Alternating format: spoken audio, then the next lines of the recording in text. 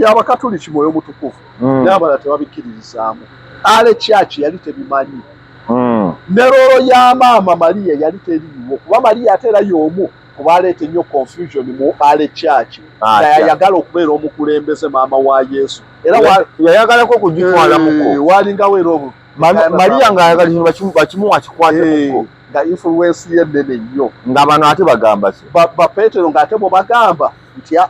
yayagala Petero n'amugamba muggwe ndizimba ennyumba temple Petero nti yali daalinga ennyo nti Yesu bwe yagamba Yesu bwe yagamba kuba n'ebyawandiikibwa bibiri nga bigamba nti Petero muggwe ndizimba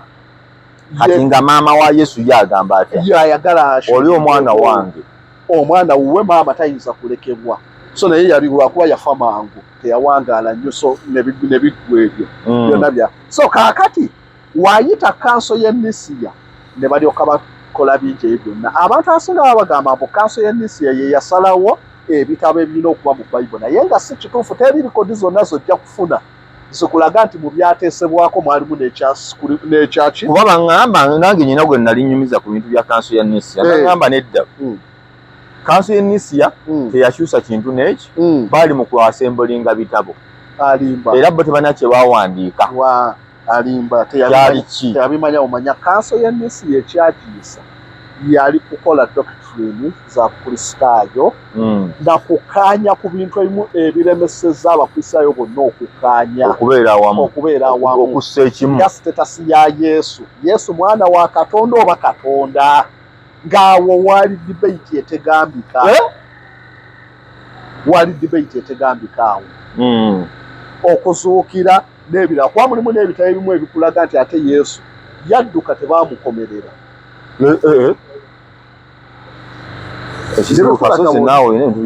ndibukulaga olibo we tuliba tufunye waliwo ekitabo nga kigamba kitya Yesu nti yadduka ti malayika Gabudyeri yalabikira Maria n'amugamba omwana we bajja kumukwata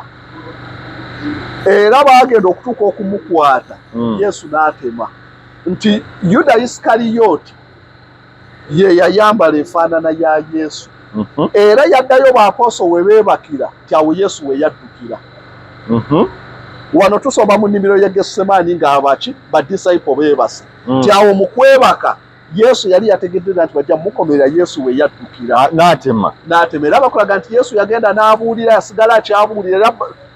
gospel emu esigala akulaga n'ebyadde ya Yesu bye yabuulira ng'ageze India n'ebitundu ebirala yasigala akyabuulira waliwo ebiraga nti ati obwakabaka bwasigala yasigala akyabuulira paka we yafa n'ebiggwa ti naye wano baakomerera Yuda nti Yuda agenda okujja yasanga abaaposo beebase n'ayambanga ekifaananyi kya Yesu bamalayika bajja ku Yesu ne bakyambaza Yuda we yatuuka nga ti Yesu ozze Yuda ne yeewuunya ate nga bamuyita Yesu abakomerera we bajjira abakwata Yesu bakwatamu Yuda tewali budde twagala kukukomerera balaba nti bakwatamu Yuda waliwo gospel eyogera bwetyo naye tebakiteeka mu bitabo bino ekyo tebakituwa tebakiteekamu biri mu bitabo ki biri mu forgotten byebimu ku bitabo ebiri mu gundi the lost books of the Bible ebya Testament mulimu ekyogera bwekityo so kaakati ebyo byonna kati debate katono nnyo wali biraga kitegeeza yafiira eyo ne bamuziika eyo naye nga mukomera wano si gwe baakomerera ekitabo bwe kyogera so kaakati ebyo byonna baali baabisomako kaakati okeera nkyo ojoogambe nti Yesu yazuukira byalinawo controversy nnene abamu nga bagamba nedda so ku bitabo abagamba yazuukira baava ku ki abagamba nti Yesu yazuukira anti Bible wano gospel kyezitugamba baava ku gospel kyezigamba ez'aba Matayo ez'aba Makko n'abalala naye ate nga abalala abaaliwo babiwakanya anti wewaafa obuzibu kati okujja nga Bible bino ebitabo babisunsa bino babijjamu ebyaleetanga confusion babigaana kansa ez'enjawulo nga zibigaana ebitabo bingi bye baasunsula so kati mbadde nkyakulaga kya kanso y'e Nisiya ti kanso y'e Nisiya bwe yatuula baali bali ku kya doctrine tebaali ku kya bitabo kye birina okugenda mu Bible wabula we tuyinza kyatujutinga ku kanso y'e Nisiya nti abamu ku babishopu abajja e Nisiya Constantine ng'abayise kwaliko Asanas ono yawangaala nnyo tuwe twatuukira 367 yali akyali mulamu okuva ku kanso eyaliwo Nisiya nti ono Christmas Easter eya 367 Athanas yawandiika lisiti y'ebitabo byagamba nti bye birina okubeera mu ndagaano empya nga biri ebitabo 27 ne kaakati bye bitabo biri mu ndagaano empya. Yawandiika mu Easter we yali apuriikinga mu samoni ye ya Easter mu 367 n'agamba nti ebitabo weebiti olw'okuba abantu baali babuuza ebibuuzo waliwo ebitabo bingi bitabo ki n'abawo ebitabo ebyo nti ye lisiti y'eno. Lisiti we bagikwatako controversy teyaggwaawo 367 controversy mu butaggwaawo kyabawaliriza okuyita kanso y'e Rome. Kati eno kanso y'e Rome bino ebitabo bye bireetera kanso y'e Rome okuyitibwa. Okay. Kanso y'e Rome ekigiyisa nti waaliwo negundi ensonga endala oba kanso zino oba synods baayitanga nga kakati onoga nti synod ey'ennamirembe neeyita owa diocese y'eggulu diocese y'ekigezi mwenamugye tulina kye twagala otuteesaako so ye kanso oba synod. Kati synod y'e Rome ekyagiyisa waaliwo ensonga zaali nyingiko naye ng'emu ku nsonga eyabaviirako ddala okuyita yali ya emperor eyaliwo by then wa Roman Empire baali bamuyita Theodosius I. Theodosius ye emperor wa Roman Empire si papa wabula emperor. Theodosius olw'amaanyi ga emperor eyali bishop we Constantinople oba gye bayita Holy See of Constantinople. Yes, Constantinople kaakati ye Ankara Turkey. Yafa. Emperor Theodosius teyakkiriza bakatuliki b'okulonda, emperor ye yalonda. Emperor nga Museveni w'anaalonda bishop we Bukedi we Busoga Busoga ng'afudde Museveni n'alonda. Kaakati ne Emperor Theodosius oli olwafa olw'okuba nti diocese yalinga ebyobugagga amataka biki emperor n'ateekayo owuwe. N'agamba tuba tukifunamu. Yalondawo baali bamuyita Nectarus. N'amulonda nti kati gwe emperor gwe bishop we Constantinople. Haye ba bishop ne bataama tetusobola kukkiriza aba east ne west bonna ne bagaana. Mu kugaana ne bagala tukoze eki ne bayita diocese ne bayita synod oba kanso y'e Rome 382. Mu kuyita kanso y'e Rome wano baayisizaamu n'ebirala bingi ebyateesebwako omuli. Okay. Kaakati njagala mbasomereyo ka wano balabe koko ebimu ebyayisibwa nti kanso eno baayisa ekiwandiiko kyali chapter 5 chapters. Yes. Nga ekiwandiiko kino kyali kyogera ku bintu bingi naye njagala kwogerako ku bimu ebikulu bye njagala okwogerako. Chapter eyasooka ku byateesebwako mu kanso eno y'e Rome kwaliko a list of 7 gifts of the Holy Spirit as attributes of Jesus Christ and the titles that applied to Christ. Muwe title ki ne gifts ebirabo by'omwoyo ne babirisitinga mu kanso ebyo so togattamu ebibyo gw'omulala byebino ne babirisitinga. Chapter esooka. Chapter ey'okubiri a list of books that makes up the Old Testament and the New Testament. Ye yali chapter na ku kiwandiiko kye baayisa kanso y'e Rome. Namba 2 yali eyogera ku bitabo. So wano we batandikira okwogera ku bitabo teri kanso yonna tukaanye ku bitabo. List ne bagiteekawo bino. Yes. Naye nga list eno twagirabako emabega ku Athanasius wenkugambye. Yes. Kaakati nabo ne bagamba nti mutuufu ebitabo by'omusajja tubireete. Omusajja by'omusajja bw'obikebeeramu kyekyo tubiteeke. Old Testament tujeyo bitabo ki ne batu. So kaakati wano baabiyisa chapter ey'okubiri nejja neeyisa ebitabo ebyo Old Testament list. Ne bagamba wano nti in addition to the books of the Hebrew Bible baasinzira ku Bible y'Abayudaaya eya Tanaka naye ne bagattamu kanso y'e Rome. So ne bagattamu Hebrew Bible all of the Deuterocanonical books. Deuterocanonical books bye bitabo bye batwanti no tetumanyi yabiwandiika naye nga birina content ali related ne ku Bible. Twabirabanga birungi. Yes. Kakati bo babigattako. Council eye Rome etandise defininga Bible. Bwene etambula. Naye nga council abagituddemu be balondebwa si bantu nti ne Mwoyo Mutukuvu abaliko. Siba tayina kyamanyi. Tayina bakyamanyi na ku Mwoyo Mutukuvu. Wabula nti kubanga ono alina akakwata ku gundi kakati ye Bishop w'Egindi. Nono ye w'Egindi. Mutaka ku kyalo. So ne babayita ne bajja ne batuula ne balonda wano we batandikira okuleeta ku canon. Abo tewali ba bishop bokka. Ba bishop we bali balina okutuula ku synod. Naye jjukira empire yali nnene. Jjukira bishop diocese ezasooka nga zigeze. Wasookawo diocese eya Alexandria Egypt, eye Jerusalem, eye Antiochia ne diocese eye Rome. Naye kakati diocese ziweze olw'okuba ki obukristaayo bukkirizibwa mu empire bugaziye. So kati ba bishop bangi bajja kati okugeza Ambrose ow'Emilan naye yali diocese. Oyo naye yajja n'atuula n'abala nti gundi eno kansa eno yagenda okutuula waliwo kansa yasoose okuyitibwa eye Constantinople kati baba buwa ebbaluwa ti bane omunaava mu eno ate mujje ne bagamba eyo weba nsonga eyo n'abalala tubayite muyite ne Bishop w'Egindi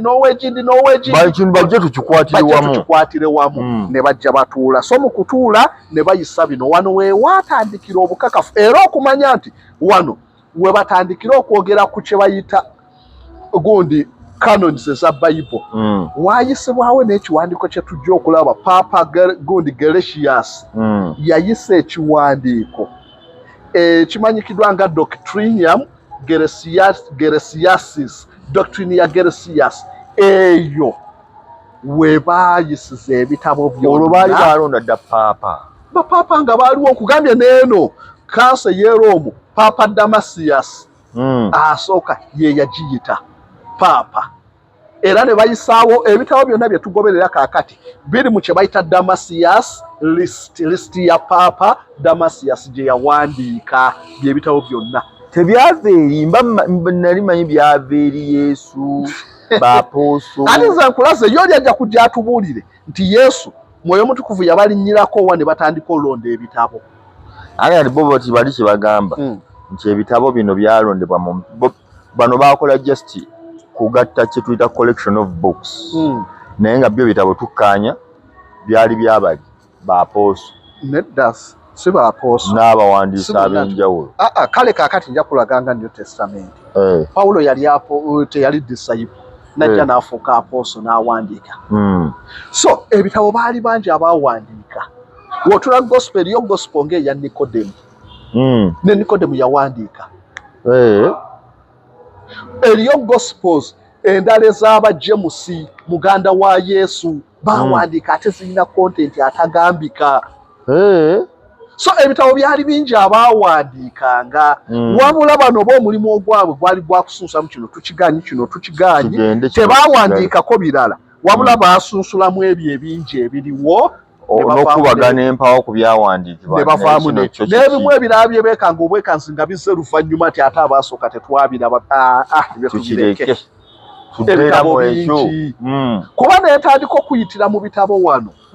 waliwo n'ekitabo eky'ebbaluwa ya Yesu gye yawandiikira Abijja nga yali kabaka mu Armenia nga Yesu naye w'osoma Yesu bye yawandiikira Abijja ng'olabira ddala birabika byali bya Yesu. Yawandiikira Abijja nga Yesu yawandiika gyeri eyo naye ebbaluwa ya Yesu ng'awandiikira Abijja eyali ow'omu Armenia. Era Armenia eno yewava emizinga egimu egisinga okubeera pure Slovenic gundi scroll gwava mu Slovenia. Armenia yamu mu mawanga agasooka okubeera kumpi n'obukristaayo ne beebuuza bwatuukayo butya. Ng'awo wonna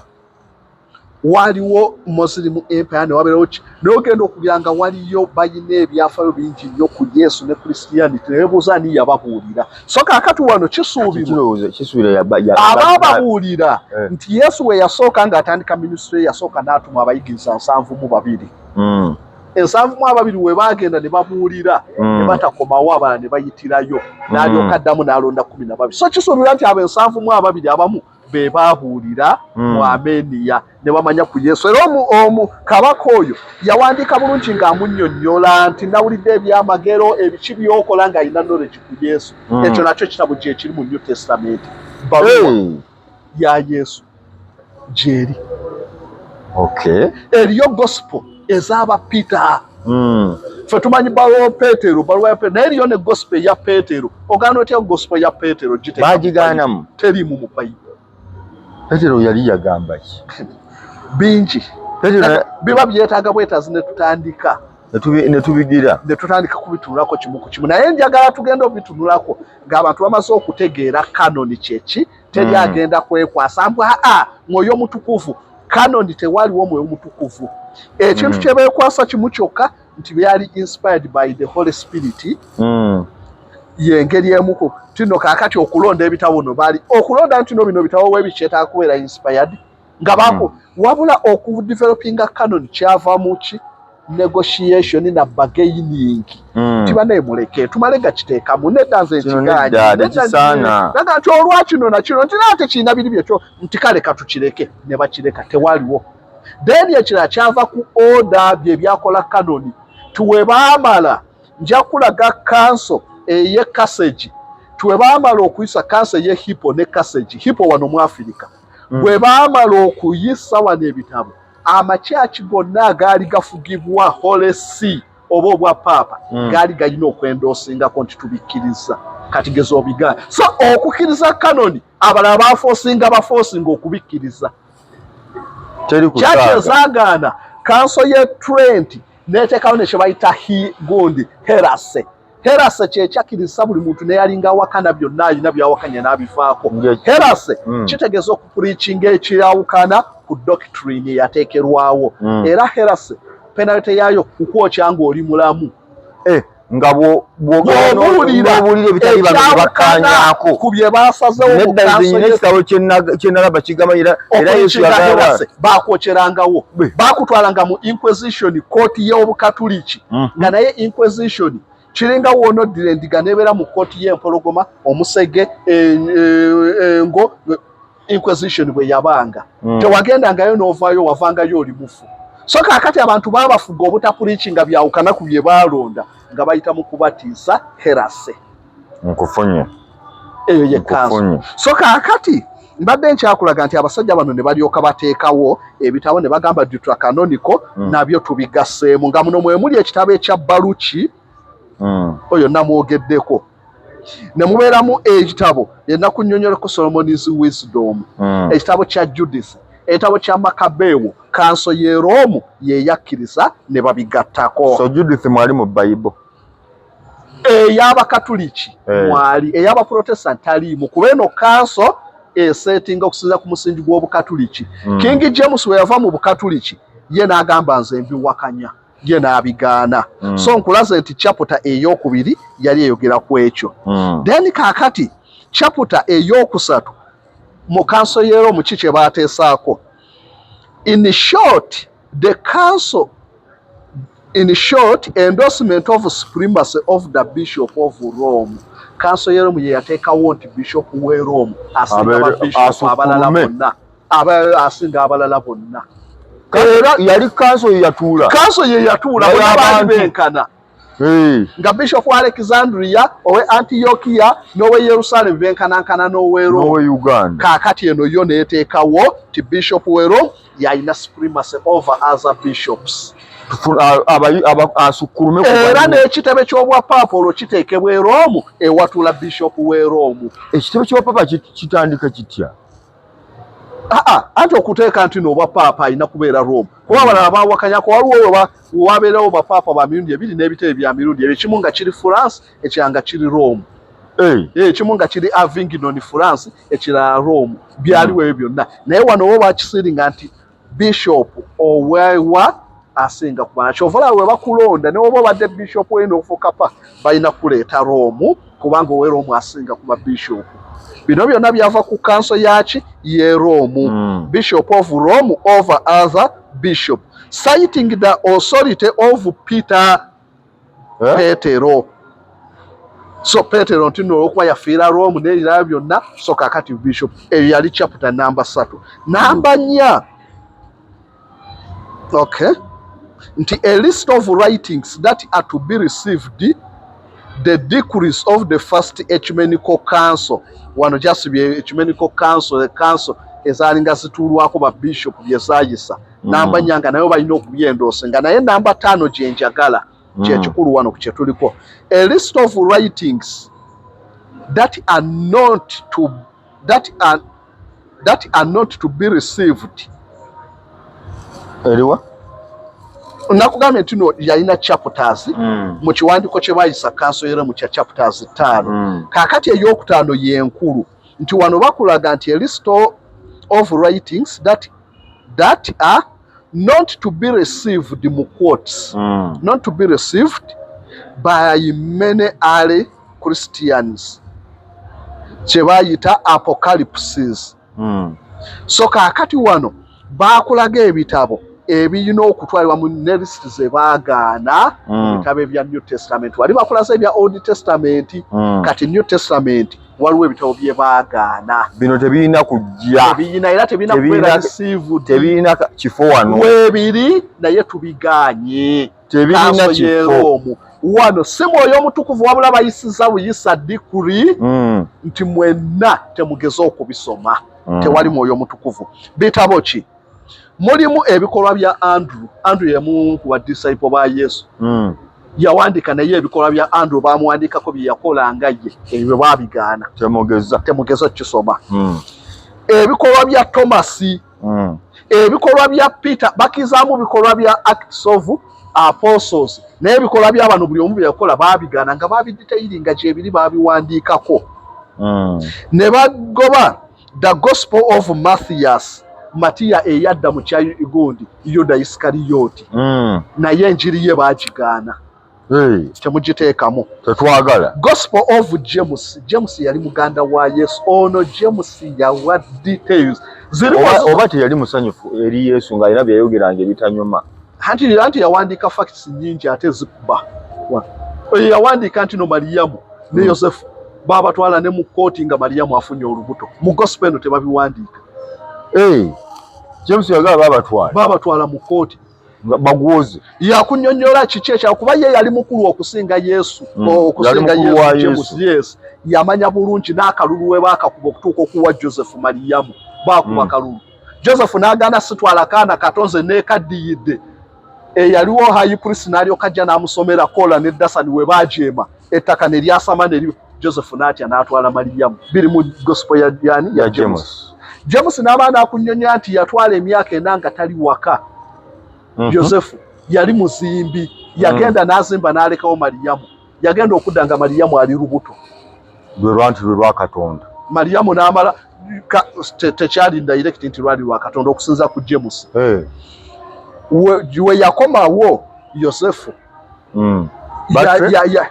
yali omu ku Basenihadrin akakiiko k'abaki Basenihadrin abaatulanga okusala emisango banne ne bajja okumulaba yajja omulaba yasanga akawala ke baamuwa kali lubuto yadda yombire wa high priest akaana ke twawa Yosefu yakafunyisiza olubuto ng'ate tannakawasa omusango gwabanga gwakalabba Yosefu olwagira ne bamusamoninga Yosefu olwala omuwala nga lubuto ne musobe yali ayagala okudduka akaana ne kagamba nti olubuto nange nalabirawo lwamwe Omutukuvu so Mariyamu ye yakuliyeetingawo ekyo Mariyamu yaleeta ekyo ne Joseph okusinza ku naye abanyonyeza balina gwe baali basongako bali banga osanga abavubuka baawo kuba omusajja yamala emyaka 4 nga taliiwo agenda okumawo yasanga ali lubuto Mariyamu kwe kuliyeetingawo yo sitole okusinza ku gospel ya James kati baali tebasobola jikkiriza kuba mu Bible ndeka baali tebasobola gospel ya Petero yennyonnyola ku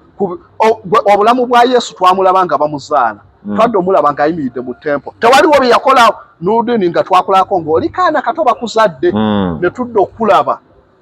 ng'oli mu P7 mu senior 2 awo ebirala ebyaliwo byali biki tolina bye wakolanga tebyali relevant ku ddiini kaakati n'ate gospel ezimu zibirina Yesu bye yakolanga Yesu bwe yalina obusungu n'alagako obusungu ebyamagero bye yakola mu buto bwe yabumba akanyonyi n'ebirala bino gospel ndazibyogera naye baazigoba muki lwaki kanso y'Eroomu eyatukotoggera singa yabikkiriza singa tubisoma naye yabigaana n'ebiteeka mu lisiti y'ebitabo ebitakkirizibwa byenkunnyonnyodde wano so ebitabo bino bingi mulimu ne testament of Job si kitabo kya Job wabula testamenti Yobu ng'akunnyonnyola biki ebyaliwo bwe yalwanagana ne Sitaani ebimu ebitali mu Bayibuli eno testamenti mulimu ekitabo ekimu ku kinnyumira ennyo bakiyita letters from Jesus to Abiga and from Abiga to Jesus ebbaluwa eno ennyonnyola baweerezeganya yes Abiga ne Yesu Abiga so okuwako ebimu ku biri mu leeta eno Abiga ng'awandiika Abiga yaga nti Abiga ruler of Edessa Edessa Armenia to Jesus the good physician omusawo omulungi kuba Jesus wasoma ebyafaayo yali physician yawonya abalema yawonya Abiga n'amutwalanga good physician owulira to Jesus ebbaluwa ya Abiga awandiikira Jesus omusawo omulungi ne Bible ekyo good physician Abiga yawandiika who has appeared in the country of Jerusalem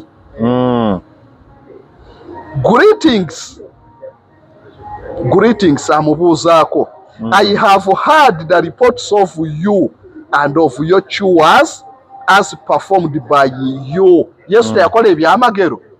awo si kituufu teyabiwulira omusajja yali alimba Abiga yabiwulira yes n'amaana agamba performed by you without medicine or herbs Yesu yaliisa 15 byamagero teyakola ddagala Abiga yawandiika for it is said that you make the blind to see teyabavumula n'amusiigako n'awona Abiga yali awandiika bituufu you make blind to see and the lame to walk yabawonyanga so omusajja yali yawulirira ddala ekituufu ku Yesu n'awandiika ebbaluwa Yesu amuddamu olinako ng'amuddamu Yesu ng'amuddamu kuba wenjagala okumaliriza ekitundu kino nja kuba ate tukomawo so banaabeta tusobola okibasomera kaakati Jesus n'amuddamu bagamba Jesus gave the messenger the reply to return to Abiga eyaleetera Yesu ebbaluwa n'addamu n'agimuliza gimutwalire mu Armenia oddayo gimuddize n'ayita mu Biyiraani n'ayita paka mu Armenia nga Yesu agamba blessed are you who has believed in me without having seen me wa mukisa amukkiririzaamu nga tamulabye bifaanagana ddala ne preachings za Yesu bamukisa abakkiriza nga tebalabyeko noono bwe yamuddamu Yesu n'amugamba without having seen me for it is written concerning me that they who have not seen me will not believe in me kyawandika nti ate abatamulabye bajja kumukkiriza tekyagambye nti nabbi taweebwa kitiibwa mu kitundu kyewaamu so kakati ab'omwameni yabamukkiriza ab'Ebuyudaaya baganye ogamba nti otula knowledge eri omu teyinza kuba ya Yesu lipulayi katukomawo olw'obudde tukomawo naki mbadde ekyali ku kanoni mbadde tukyatulako y'Eroomu nja kulaga kanoni ye Hippo eyali mu Afirika wano ng'abaani abagikulembeddemu eye Hippo yakulemberwamu St. Augustine of Hippo abantu abasinga bamwogerako nnyo tebamanyi kikyali yali mufirika yali mufirika yali mufirika omukristaayo mu territory eya African Roman territory Algeria Algeria we yali ne tawuni weri kakati eya iziti Abena tawuni nene kati yamanyi nnyo Algeria ne Tunisia yawo weewatula sinodi eno nayo netukolera obuzibu obutagambika ye yaleeta seribase terikuwasa eyo kanodi yatukola ekizibu tujja tandikirawo omulundi omulala omukulu Kasozi Samuel ndowooza omuwulira tutemaatema awakana comment section gigwemu tuwe gwe ebituufu bw'oteekako evidence alina kyatuwabula wabula comment section nekyeyongerako abantu twongereko ennamba kweziri Kasozi Samuel sooka osome ennamba eyo 0756 672211 okay eyo ennamba ya Kasozi Samuel ku WhatsApp kweri mubuulireko ate si ya buguli ne mobile money tegana mutuyiwe mu kantu omusajja singa amanyi mutusomesa mukola naye bagaba ne amazzi bukunda baga tubaforcing nga mara kye yagaba mulete kimwe ekye10 mulawe siri bagulirawo mix kimwe ekye10 kyali kyampaka kakati kyekyo eyange eri 0701 55 85 63 bannange bakagwa mukodeeyo Abanyarwanda baffe tubatumiddeko abakiga abantu beno waggulu mu north our friends in America, Canada, Europe and the rest of Africa tubagamba nti mwe bali kutulaba and n'abali awo mu Middle East. Nze Nordin Ntege. Assalamu alaikum warahmatullahi wabarakatuh. Kamba sibulire wano tukwatagane ate olundi mweraba. Ya kusubscribinga ku Focus TV yani. Bingi